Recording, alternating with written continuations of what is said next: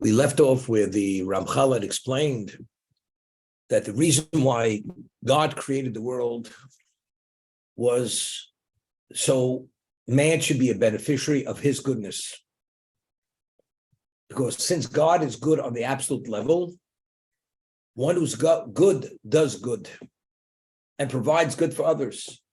So he created a human being who has choice, and if he's meritorious, he takes the initiatives and invests them as God wants him to invest in to achieve perfection within himself.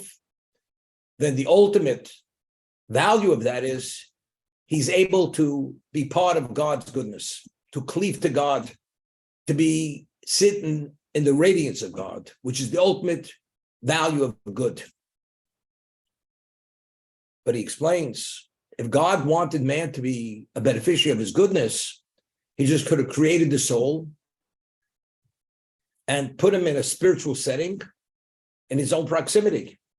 Why did he have to put us in a physical setting where we have to continuously, 24 hours, 7, every moment of our life, meet challenges?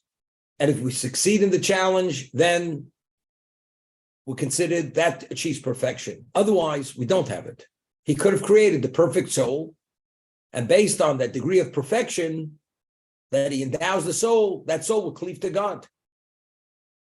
Why do you have to make life so complicated?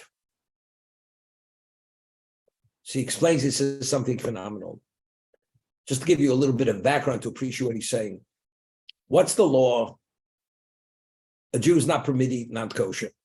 And you say to the non-Jew, if you don't eat the non-kosher, I will kill you.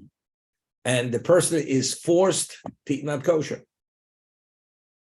Or a person's force-fed. That action, which he does, although normally it's classified as a transgression, is he in violation of eating non-kosher? The answer is no. Why? Because that action is not attributed to himself, but rather it's attributed to an external force which brought that upon him. And anything which has not within the realm of your choice, it's due to an external action. From beginning to the end result, that action is not attributed to the person himself. You may be a beneficiary. If I force feed you, you're beneficiary, you have the nourishment of what I fed you, but you did not feed yourself. But if you take the food and you choose the healthy food, which is your initiative, although there may be other foods which are less healthy, but if you've chosen the healthy food, why are you healthy? Because you chose to eat healthy. So your health is attributed to your choice of eating healthy. In the case where a person's force-fed, the reason why he's healthy because he's forced to ingest foods that are healthy. But that health is not attributed to himself, but rather to the one who actually force-fed him. So if the person takes the initiative himself, the good health is attributed to himself. A third party, he may be healthy, but his quality of health is unrelated to himself. If God would endow the soul with a state of perfection, and therefore it's able to cleave to him, that you're able to cleave is unrelated to the person himself. It was given gratis to the person, but the person's unrelated to achieving that level of what? Of accomplishment. It has nothing to do with his accomplishment. But what difference does it make? But if I'm able to bask in God's radiance, which is the ultimate good, but you're still not being beneficiary of the ultimate good. Why? So Ramchal doesn't say it here, he says it later. Now, whatever God is, in terms of absolute state of perfect, what is that attributed to? Attributed to nothing. God is who he is. God pre-existed existence. We said yesterday that the basis for relationships is commonality. And the more you reflect that profile of commonality, the greater is the level of compatibility. So if God's perfection is not attributed to anybody but himself, so if man is put in the position that the only reason why that perfection was achieved was due to his own initiative.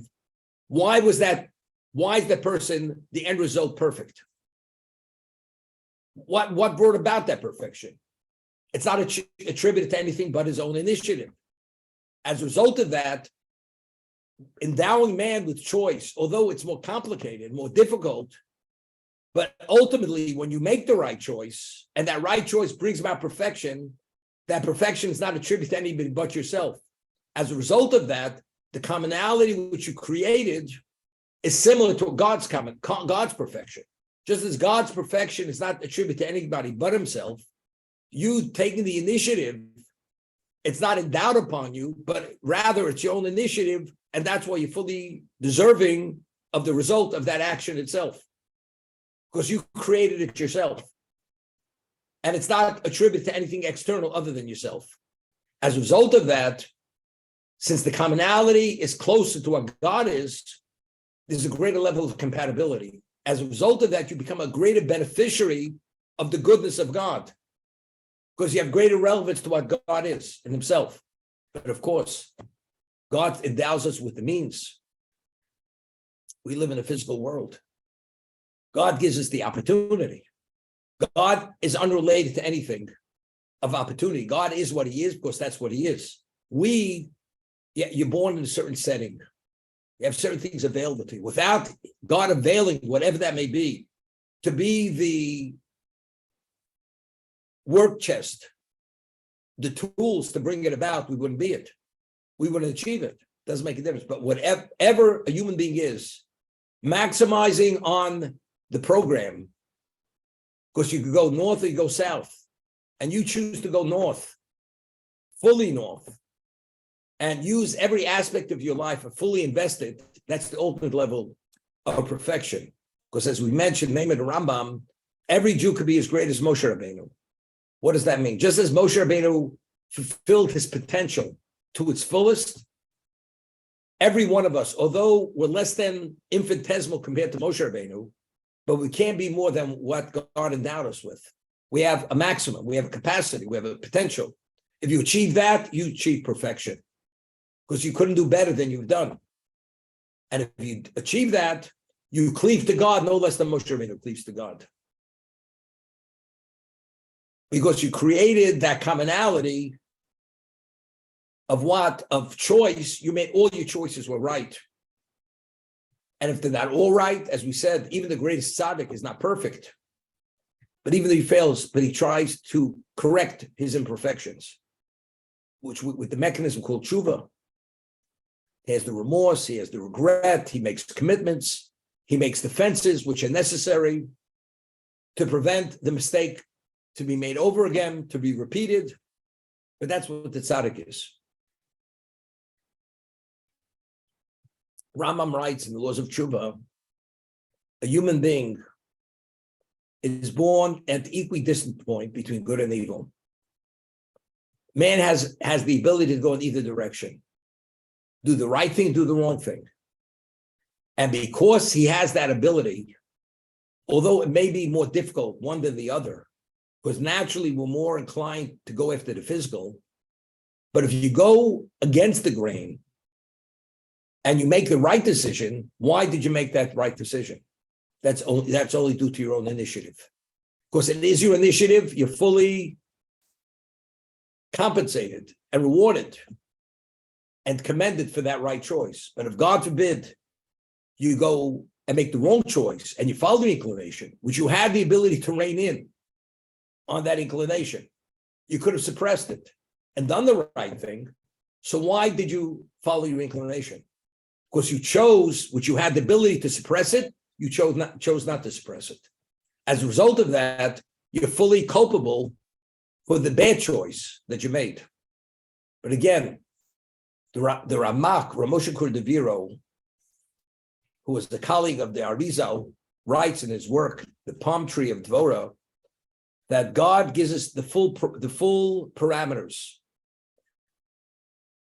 What gives value to the right choice? Because you could have gone extremely to the negative. So not going to the negative and choosing to go to the positive That only gives you greater value for the positive because you could have gone to the negative. A person says, I could have forged endless $100 bills. And the man is illiterate, and he's not talented to copy or art, nothing. It's not within your framework to be a forger. I could have created a Ponzi scheme and con billions of dollars out of people. You can't add up one on one. You're gonna create a Ponzi scheme. If you had ability, you had an understanding, and you had a wherewithal, how to create these things, okay, then we can talk. That's within your purview of choice. But there are many things not in purview of most people's choices. So you're only given the choice in terms of the extreme of the negative. That only gives you greater value than a positive. I could have. I chose not to. So why did you not do the negative? Because you chose not to do the negative. To what degree I could have done and I chose not to? It's interesting. The challenges of our generation today are not the challenges of the previous generation. We live in a generation which is probably the closest to the Hellenist times. It's physical, magnified to the nth degree. As much as we have, it's being pushed. The envelope is pushed even farther and further. The influences, whether it's visual, whether it's sensual, whether it's what we hear, it's all consuming. And despite all that, a Jew chooses not to be drawn into that, although it's very attractive and it's very alluring and it draws you. You know what you do? You shut the door in its face. But you could have gone through that door. You chose not to. Why did the person close that door off himself, although the pleasure is something which is unlimited? Because the person knows once you start, there's no end to it. You know what you do? Nip it in the bud, just slam the door in its face. Not interested. It's like a person who's a con man, and he's a con man. And you're forewarned, if this person comes to speak to you, to try to convince you to enter into a deal, don't even speak to him. Don't allow him into your office. Because the moment you hear his voice, it's so convincing and so alluring, you're going to fall victim to what he's offering. So how do you protect yourself? Don't even allow him to begin speaking to you. Visually, you don't want to even see his body language. So when your secretary rings you and says, so-and-so would like to see you, you say, he's not welcome. I have no time. I'm not interested in getting started. I don't want to see the man. That's exactly what we have to deal with in life very often. We have to shut it out. You shut it out. I'll give you an example. When my children were younger, there's a mall up in Rockland County. Big mall, very large mall. And you go there. I don't frequent malls at all. You go there, the moment you walk in, there's music blaring in this mall, indoor mall. There are lights, various colored lights on the walls.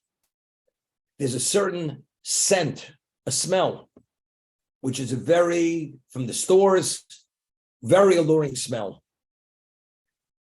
And you see various things flashing on the walls. These are all stimuli. These are stimuli. You know something? You walk in there and you don't have the experience, the background to understand what it is. It's like taking candy from a baby. A young person goes in there, they get drawn into immediately. Curiosity-wise, innocence-wise, they don't even know what it's about. And God forbid, it starts at one point and it advances and it reaches a point where the person has difficulty controlling himself. Once you go beyond a certain point. They speak about marijuana being a social drug. But everybody agrees, all the experts in foreign substances, that the entry drug to hardcore drugs is marijuana. That's where it starts. So you know something? Once you try it, you feel elated. You'll feel a certain way which you never felt before. You know something? Thank God I'm okay. It's not, God forbid, I'm under certain kind of therapy and I can't tolerate the pain I needed to dull my pain. If that's the case, I'm not interested. Of course, it starts at one point and it takes you to the next point. And as they say, it's a slippery slope. You're not interested in going down the slope. You go skiing in Switzerland, it's one thing. You want to go to Vail, it's one thing. You want to go to Wyoming, it's another thing. But I'm not skiing. And to go head first, down the slope, and you crash at the bottom, you know, God forbid, you end up with a brain injury because you become non-functional. But God forbid you take that path and you become that drug addict. And when you crave, you become this irrational person that you have no control over your life. You don't want to go there. You are endowed with choice to always maintain a level of choice throughout your life. You enter into certain areas, you've given up your freedom. You've given up your choice because you allowed something to enter into your existence, into your system, which takes over your life, and you don't want to go there. And what is life all about? Choice. Many years ago, when I was a student, this person was slightly younger than I was, and his father had studied in the Mir Yeshiva in Europe. And this young man, he must have been, I was maybe 20, he was 19. And in Yeshiva, no students had long hair. This person had long hair. It was wavy, like a woman would have long, not very long, but long hair compared to the way people took haircuts. And he had a wild streak in him. He was a genius type person. He was going to Hopkins. And one day he asked me, he says, what do I think? Would it be okay for him to take speed? There was a certain drug called speed. And, you know, because when he studies, takes speed, it puts him on a whole different level. And he goes like, we speak RPMs, you know, on the record player. You go 1,000 RPMs a second. He's able to accomplish much more. He's all revved up. Should he take speed? Halachically, what do I think? Is it permitted or not? I said, I'm not sure exactly how speed impacts on your function, but if in any way it infringes on your choice, I believe you're not permitted to take it. Man was endowed with the ability to make choices, that he should be fully in control and have the ability to make the right choice and choose to turn down the wrong choice. But if you take anything that alters or weakens that ability to make the right choice, then you have no right to take it. Because what gives the only value a human being has is the choices he makes in life. And if you go and you forfeit the ability to make the choice, you're giving up life. That's what you're doing. That's what I told him then. I don't know exactly the pharmacology of what speed is, but if it does that, then you have no right to take it for that reason. You know, a person goes and he drinks whiskey and he gets behind the wheel.